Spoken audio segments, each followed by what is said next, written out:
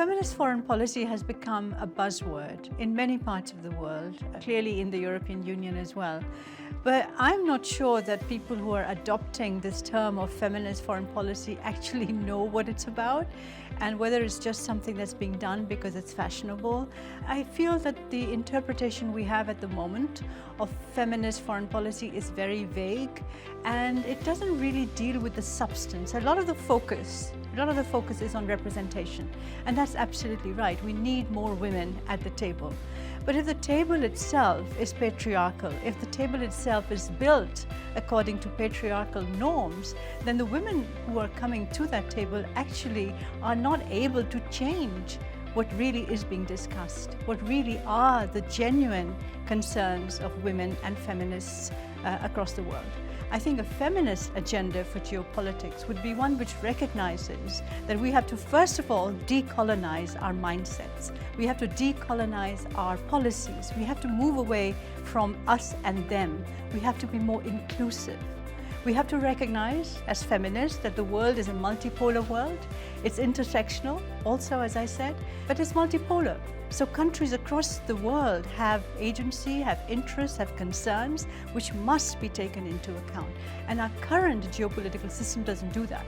It divides us into us and them, us, global north, setting the rules, setting the agenda, and other countries in the global south are expected to follow that. In the past, I think the European Union was quite, I would say, proud of its soft power credentials.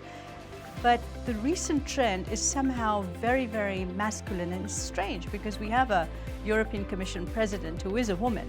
But I do not see her being proud of the feminist part of what Europe could be.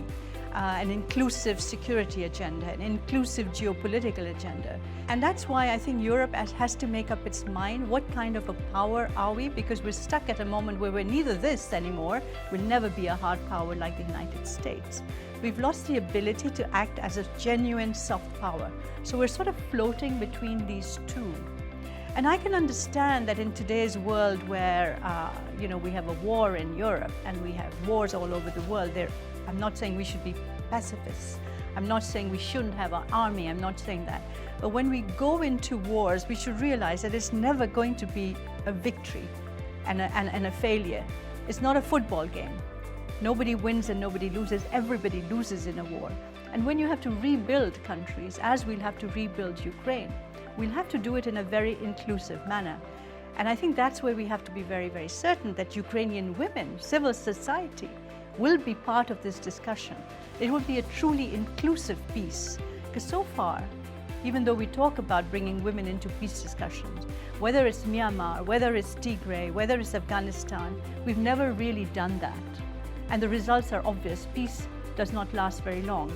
Yes, you may not have an active war, but you don't actually have peace where people can thrive and build their lives.